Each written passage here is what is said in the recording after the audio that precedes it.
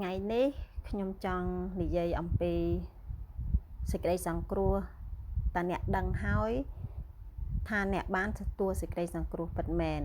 សេចក្តីសង្គ្រោះមានន័យយ៉ាងដូចម្ដេច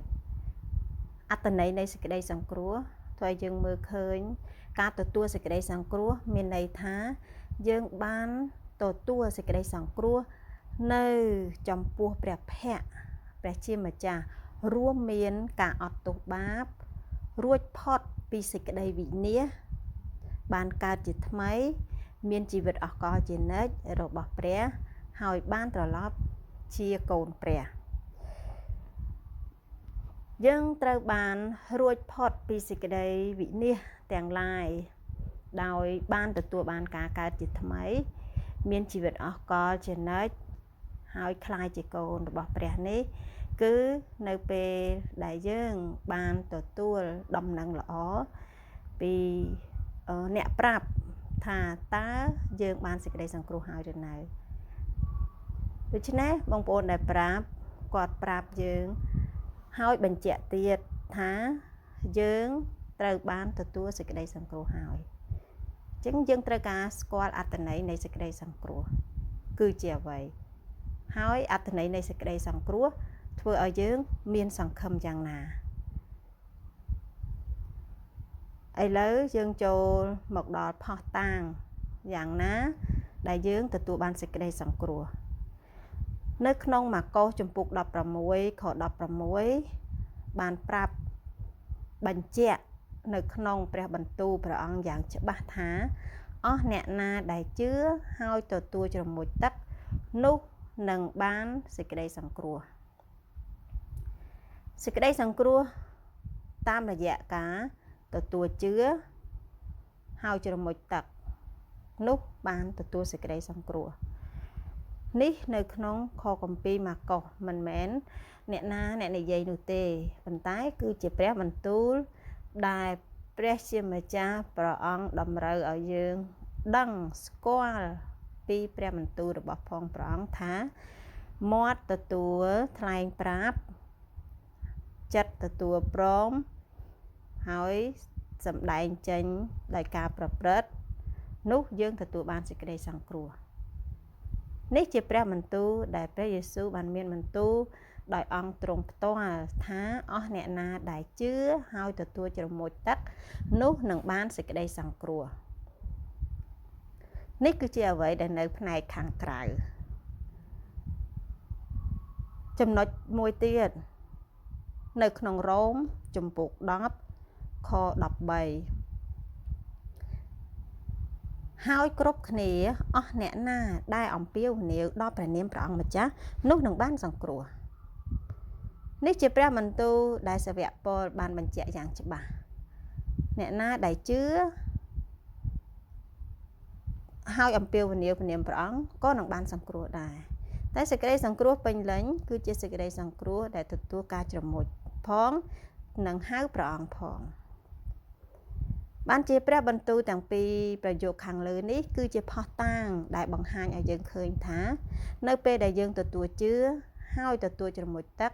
ព្រមទាំងអំពាវនាវព្រះនាមព្រះអង្គម្ចាស់នោះយើងនឹងបានសង្គ្រោះភ្លាម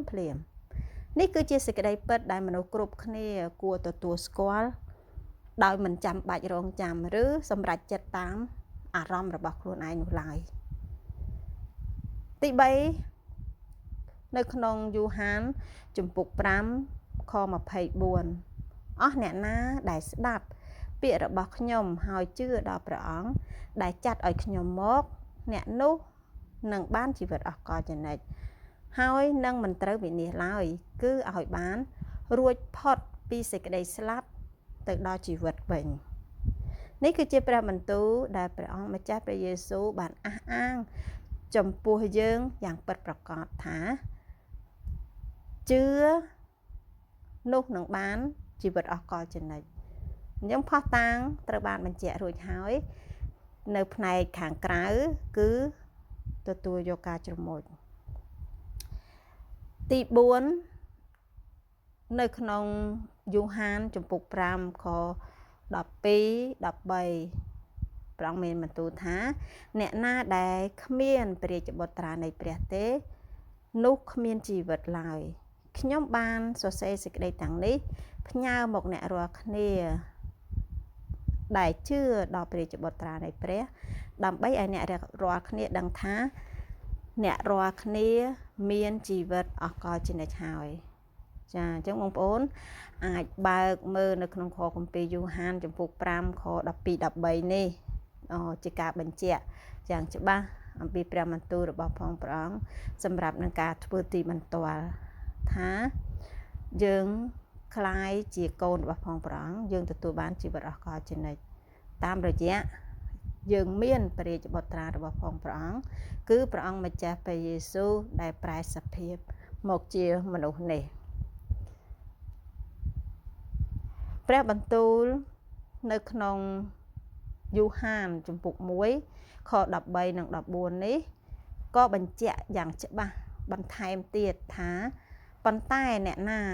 ដែលទទួលទ្រង់គឺអស់អ្នកដែលជឿដល់ព្រះនាមទ្រង់នោះទ្រង់បានប្រទានអំណាចឲ្យបានត្រឡប់ជាកូនព្រះគឺជាកូនដែលមិនមែនកើតពីឈាមឬតាមប្រាថ្នាខាងរូបសាច់ឬតាមចំណង់នៃមនុស្សឡើយគឺកើតមកអំពីព្រះវិញហើយនៅក្នុងផុសតាងទាំងអស់នេះគឺបញ្ជាក់អំពីផុសតាងផ្នែកខាងក្រៅដែលជឿដល់ព្រះរាជបុត្រារបស់ព្រះអង្គនោះយើងនឹងបានត្រឡប់ជាកូនព្រះទាំងឲ្យយើងមើលឃើញផុសតាងខាងក្រៅនេះនៅ5ចំណុចរួចហើយអំពីម៉ាកុសជំពូក16ខ16អ្នកណាដែលជឿហើយទទួលជាមួយទឹកនោះនឹងបានសង្គ្រោះទាំងនៅក្នុងរ៉ូមជំពូក10ខ13ហើយគ្រប់គ្នាគឺអស់អ្នកដែលអំពាវនាវព្រះនាមព្រះអង្គម្ចាស់នោះនឹងបានសង្គ្រោះព្រមទាំងនៅក្នុងយូហានជំពូក5ខ24អស់អ្នកណាដែលស្ដាប់តាមពាក្យខ្ញុំហើយជឿដល់ព្រះអង្គដែលចាត់ឲ្យខ្ញុំមកអ្នកនោះនឹងមានជីវិតអស់កលជានិច្ចហើយមិនត្រូវវិនាសឡើយគឺឲ្យរួចផុតពីសេចក្តីស្លាប់ទៅដល់ជីវិតវិញទាំងនៅក្នុងយូហានជំពូក5ខ12 13បញ្ជាក់ផងដែរថាអ្នកណាដែលគ្មានព្រះរាជបុត្រានៃព្រះទេនោះគ្មានជីវិតទេខ្ញុំបានសរសេរសេចក្តីទាំងនេះផ្ញើមកអ្នករាល់គ្នាដែលជឿដល់ព្រះរាជបុត្រានៃព្រះដើម្បីឲ្យអ្នករាល់គ្នាដឹងថាអ្នករាល់គ្នាមានជីវិតអស់កលជានិច្ចហើយនេះនៅក្នុងចំណុចទី4ទាំងទី5បញ្ជាក់យើងយ៉ាងច្បាស់អំពីយូហានជំពូក1ខ12 13ថាប៉ុន្តែអស់អ្នកណាដែលទទួលទ្រង់គឺអស់អ្នកដែលជឿដល់ព្រះនាមទ្រង់នោះទ្រង់ប្រទានអំណាចឲ្យត្រឡប់ជាកូនព្រះគឺជាកូនដែលមិនកើតពីឈាមឬតាមប្រាថ្នាខាងរូបសាច់ឬតាមចំណង់នៃមនុស្សឡើយគឺកើតមកពីព្រះវិញ